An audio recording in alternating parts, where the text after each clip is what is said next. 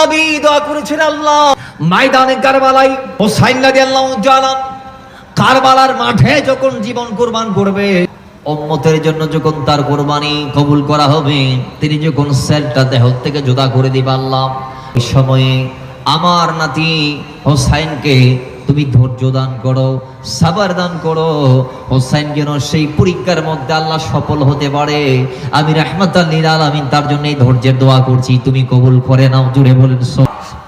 হুসাইন আসতো, নবী তার কপালে চুমাইতো, তার গালে চুমাইতো, তার গলায় চুমাইতো, পৃষ্ঠা মোবারক থেকে বক্ষ মোবারক, ইয়াদাইল মোবারক, রিজলাইল মোবারক, বাদান মোবারক, বচন মোবারক, সমস্ত অঙ্গ প্রত্যঙ্গই হাজার হাজার চুমা আল্লাহর নবী দিয়েছে হুসাইনে পাকের। মুসলমান চুমা দিয়ে দোয়া করত, আল্লাহ যেই টাইমে হুসাইনকে কারবালাতে দেহ থেকে সের জুদা করতে হবে, ওই সময় আমার দাতিকে তুমি ধৈর্য ধরার তৌফিক দান করিও। জুড়ে বলেন। এই দোয়া করেছে মুসলমান। আর মৌলা হুসাইন সেই কারবালাতে নবীর এই দোয়ার ফসল হিসেবে এমন ভাবে ইস্তেকামত ছিলেন। আমি একটু একটু নজির দিচ্ছি।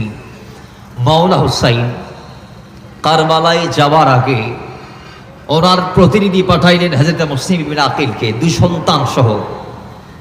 এখন দুজন গেলেন, মৌলা হুসাইনের প্রতিনিধি স্বরূপ হযরত মুসলিমকে পেয়ে কুফাবাসী একদম আনন্দ চিত্তে গ্রহণ করলেন। এক সপ্তাহে 12,000 মানুষ হযরত মুসলিমের হাতে মওলা হুসাইনের নামের উপর বায়াত নিলেন। জোরে বলেন সুবহানাল্লাহ। পরবর্তীতে মুকাতিল নামে একজন ব্যক্তি, অথবা আব্দুল্লাহ হাজরামি নামে একজন ব্যক্তি, অথবা কোন একজন ব্যক্তির মারফতে যখন ইয়াজিদকে সংবাদ দেয়া হয়েছে যে ইয়াজিদ তোমাদের প্রতিনিধি নোমান ইবনে বাশিরকে কুফার মানুষ প্রত্যাখ্যান করেছে, হুসাইন ইবনে আলীকে আমন্ত্রণ পত্র পাঠিয়ে উনার পক্ষ থেকে একজন প্রতিনিধি পেয়ে তারা 12,000 মানুষ হুসাইনের নামের উপর হুসাইনের প্রতিনিধির হাতে বায়াত নিয়ে ফেলেছে। এইভাবে যদি এই কুফার মসনদটা তোমার হাতছাড়া হয়ে যায়, আগামীতে তোমার রাজ্যকে ছিন্ন ভিন্ন করার জন্য এই কুফাবাসী এবং কুফার মানুষই যথেষ্ট হবে। সুতরাং তুমি তাড়াতাড়ি করে একটা পদক্ষেপ নাও। ইয়াজিদে পত্র পেয়ে যখন ওবাইদুল্লাহ ইবনে জিয়াদ নামক জালিম বেঈমান মারদুদ নালায়েব নাখান্দাকে যখন পাঠিয়ে দিলেন 4,000 বাহিনীর একটা বিশাল বহর নিয়ে, মতান্তরে 400 জনের একটা বিশাল বহর নিয়ে, তখন ওই জালেম রাতের অন্ধকারে ওই জালেম মারদুদ ছদ্মবেশে আহলে হেজাজ তথা হেজাজের বাসিন্দাদের পোশাক নিজেকে পরে রাতের অন্ধকারে মাত্র 20 জনকে নিয়ে তিনি কুফাতে ঢুকলেন। ঢুকে গভর্নিং হাউসে এসে নোমান ইবনে বাশিরকে পদত্যাগপত্র জমা দিতে বললেন এবং বললেন, তুমি নামো, তোমার মসনদে বসার জন্য ইয়াজিদ আমাকে পাঠিয়েছে। সেদিন রাতে ওই বাকি কুফার বাইরে যে সমস্ত সৈন্যরা ছিল তারা এসে কুফার সমস্ত নেতা যারা ছিল তাদেরকে গ্রেফতার করে পরদিন সকালে যখন এলান দিয়েছে, হে হুসাইনের কদমে নিজেকে সুপর্দকারীরা, শোনো, নিজের মতকে পরিবর্তন করো, নাহলে তোমাদের জীবন কতল করা হয়ে যাবে, তোমাদের জীবনকে শেষ করে দেয়া হবে, তোমাদেরকে কতল করা হবে। এই খবর পাওয়া মাত্র সবাই যখন মত পরিবর্তন করে ফেলেছে, পরবর্তীতে হযরত মুসলিম এবং তার সন্তানদেরকে যখন শহীদ করা হয়েছে, খবরটা যাইতে যাইতে যাইতে যাইতে যখন হুসাইন রাদিয়াল্লাহু তাআলা আনহুর আগমনের মাঝখানে নিনওয়া নামক জায়গার মধ্যে এসে যখন মওলা হুসাইন তাদের উভয়ের শাহাদাতের সংবাদ যখন শুনলেন এবং তাদেরকে যে আশ্রয় দিয়েছিল হযরত হানি, সেই হযরত হানির শাহাদাতের সংবাদ যখন শুনে ফেলেছে, মওলা হুসাইন ধৈর্যের পরীক্ষায় এমন মোকাবেলা হওয়ার পরও তিনি চূড়ান্ত পর্যায়ে এমন ইস্তেকামত সেদিন ছিলেন ধৈর্যের উপরে যে মওলা হুসাইন তার প্রেরিত দূতের শাহাদাতের সংবাদ পেয়েও কুফায় যাওয়ার সিদ্ধান্তের উপর অটল ছিলেন। জোরে বলেন সুবহানাল্লাহ। বাবারা সেদিন মওলা হুসাইন প্রতিনিধি এবং তার মাসুম বাচ্চা দই তাদেরকে আশ্রয় দিয়ে নেওয়ার শাহাদাতের সংবাদ পেয়ে মত পরিবর্তন করে নাই। আপনি এবার আপনাকে 1400 বছর আগে নিয়ে যান, সেদিন হুসাইনে পাকের জায়গায় যদি আমি হতাম, তাইলে আমার আপনার দুধকে যদি হত্যা করা হতো এবং তার মাসুম নবজাতকদেরকে যদি হত্যা করা হতো, সেই সংবাদ যদি কাফেরা যাওয়া অবস্থায় আপনারা আমার কানে আসতো, হয়তো তাদের জায়গায় আমরা যদি থাকতাম তাহলে আমরা বলতাম আমরা আর সামনে আগাবো না, কারণ সামনে আমাদের জন্য ভয়াবহ বিপদ অপেক্ষা করছে। কিন্তু হুসাইন বলে আমি প্রতিরোধ করতে পারবো না। হ্যাঁ, এতটুকু করেছে মওলা হুসাইন, তার সঙ্গী সাথে হয়ে সেদিন কারবালায় যারা যাচ্ছিল তাদেরকে ডাক দিয়ে বলেছে তোমরা আমার জন্য নিজের জীবনটা নষ্ট করিও না। আমি হুসাইন তোমাদেরকে বলছি তোমরা নিজ নিজ বাসায় ফেরত যাও, আমি চাই না আমার জন্য তোমাদের জীবনের কোনো প্রকারের ক্ষতি হোক। জোরে বলেন সুবহানাল্লাহ।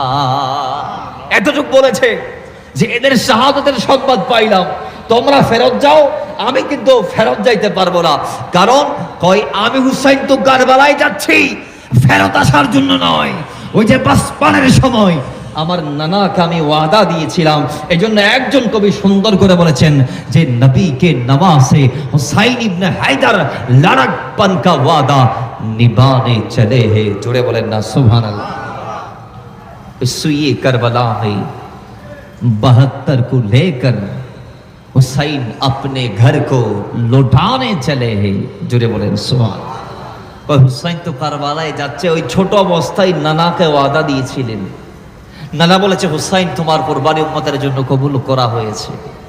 হুসাইন বলে আমি কবুল করে নিলাম, আপনি দোয়া করুন আল্লাহ যেন আমাকে ধৈর্য ধরার তৌফিক দেন। আল্লাহ নবীও মাওলানা হুসাইনকে শাহাদাতের তামান্না নিয়ে ময়দানে কারবালায় যাওয়ার জন্য সেই দোয়া করেছে। আর হুসাইন ইবনে আলীও চেয়েছে আল্লাহ যেদিন আমাকে কারবালাতে শহীদ করা হবে সেদিন আমি হুসাইন যেন ধৈর্যটা ধরতে পারি। জোরে বলেন না সুবহানাল্লাহ। এজন্য শাহাদাতের সংবাদ পেয়েছে, দুধকে হত্যার সংবাদ পেয়েছে, কিন্তু তিনি মত পরিবর্তন করে নাই, পথ পরিবর্তন করে নাই, মত পাল্টাই নাই, পথ পাল্টাই নাই। যেই পথ দিয়ে কুফার দিকে যাত্রা সেই পথে এখন অব্যাহত যাত্রা, এখনো চলমান। কিন্তু বাজান মাঝখানে যাদেরকে নিয়ে এসেছেন তাদেরকে বলেছেন তোমরা ফেরত যাও, যাই নাই। আচ্ছা, আর একটু গিয়ে একজন ফারজদা কবির সাক্ষাৎ পাইলেন, তিনিও বলে কুফার মানুষ বড্ড বেঈমান, আপনি যাবেন না। বাবা হুসাইন রাদিয়াল্লাহু তাআলা তারপরে মত পাল্টাই নাই, পথ পাল্টাই নাই। যাইতে যাইতে আরো সামনে গেলেন, মালুমে সালাবা মালুমে কাবলা, যাইতে যাইতে আরো গেলেন। হযরত হুর বিন ইয়াসিদ 1000 বাহিনী নিয়ে এসে আসর এবং জোহরের নামাজ পড়লেন মাওলা হুসাইনের পেছনে। একটু পর গিয়ে বলে হুজুর আপনাকে আর যাইতে দেয়া হবে না, কারণ কই আমি ইয়াজিদের প্রতিনিধি, আমি ইয়াজিদের প্রতিনিধি। বাবা মাওলানা হুসাইন বলছেন তো আপনি কি চান? কই ইয়াজিদের নির্দেশ আমার প্রতি যে আপনাকে যেন পানিবিহীন কোন একটা জায়গায় বন্ধ করে রাখি। জোরে বলেন না নাউজুবিল্লাহ। পানিবিহীন কোন একটা খোলা ময়দান আপনাকে যেন বন্দী করে রাখি, এটা কার নির্দেশ? ইয়াজিদের নির্দেশ। আমর ইবনে সাদ 4000 বাহিনী নিয়ে কারবালা উপত্যকায় রাতের বেলায় 10 মুহররমের আগের রাত, 9 মুহররম দিবাগত রাত, যেটা 10ই মুহররমের রাত, অমুসলমান ইয়াজিদের তাবুতে, ইয়াজিদের শিবিরে রব উঠেছে, বলা বলি শুরু হয়ে গিয়েছে। আগামীকাল সকাল সূর্য উঠবে, এরপর পরে হামলা শুরু হবে। হযরত হুর বিন ইয়াজিদ যিনি 1000 বাহিনীর প্রধান, ইয়াজিদের বাহিনীর 1000-এর প্রধান, সেই হযরত হুর বিন ইয়াজিদ বলে আমি সকাল পর্যন্ত ধৈর্য ধরলাম, দেখি কি হয়। কই আমার হাত পা কাজ করছে না, দেমাগ আগের মতো কাজ করছে না। কিরে আহলে বাইতের বিরুদ্ধে যুদ্ধ, আমাকে তো জাসদেরকে বন্দী করতে বলা হয়েছে, তাদেরকে প্রথমে কাটার নির্দেশ আমাকে দেই নাই। যদি বলা হতো তাদেরকে কতল করো, প্রথমে এক নির্দেশ যদি আমি শুনতাম তাহলে আমি তাদেরকে আটকাইতাম না। এরপর 9 মুহররম তিনি চুপিয়ে সারে মাওলা হুসাইনের তাবুতে গেলেন। কয় হুজুর আমি বড্ড অপরাধ করে ফেলেছি, আমাকে মাফ করবেন। এই জায়গাতে আপনাকে আমি পত্রোদ্ধ করে আটকিয়ে রেখেছি, 4 মুহররম আপনাকে আমি প্রথম বন্দী করেছি এই জায়গায়। হুজুর আপনার আশেপাশে যে 1000 বাহিনী আছে এদের রাইস হচ্ছি আমি, এদের প্রধান হচ্ছি আমি। হুজুর আমি আপনাকে বলছি আপনি আজকের রাতেই কারবালার মাঠ থেকে চলে যান, কারবালার ময়দান ছেড়ে চলে যান, কারবালার মাঠ থেকে আপনি চলে যান। আমি হুর অন্ধ হয়ে যাব, বোবা হয়ে যাব, দেখার পরও মুখ খুলবো না, আমি আপনাকে সুযোগ করে দেব, আপনি সসম্মানে চলে যান। আমার মন আমাকে বলছে কালকে আপনার এবং আপনার পরিবারের উপর নির্মম অত্যাচারের স্টেম রোলার এই ইসদের প্রেতাত্মারা চালাবে। হুজুর আপনি চলে যান, চলে যান, চলে যান। আপনাকে আমি আল্লাহর দোহাই দিয়ে বলছি। কিন্তু মাওলা হুসাইন বলে, বাবা আমি তো যাওয়ার জন্য কারবালাতে আসি নাই, আমি যাওয়ার জন্য কারবালাতে আসি নাই, আবার আমি নিজ দায়িত্ব আসি নাই, মাওলা আমাকে কারবালাতে পাঠিয়েছে। জোরে বলে সুবহান। আমার নানা আমাকে কারবালাতে আসতে বলেছে, দিনকে বাঁচাতে বলেছে, জীবন কোরবান করতে বলেছে, আর ধৈর্য ধরতে বলেছে। জোরে বলেন সুবহান।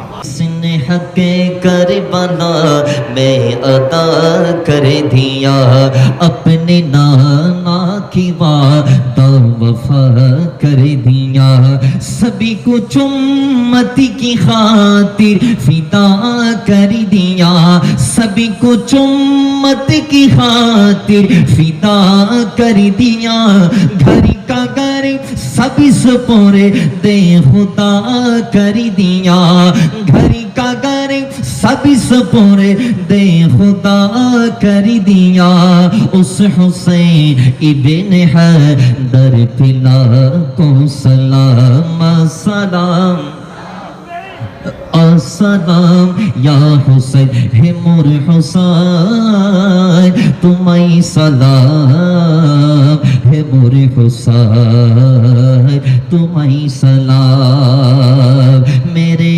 হুসাইন তুঝে সালাম মেরে হুসাইন तुझे सलाम जिसको तो कैसे को से बुलाया गया जिसको बैठे बिठा ये सताया गया जिसको तो कैसे को से बुलाया गया जिसको बैठे बिठा ये सताया गया जिसको बाँचो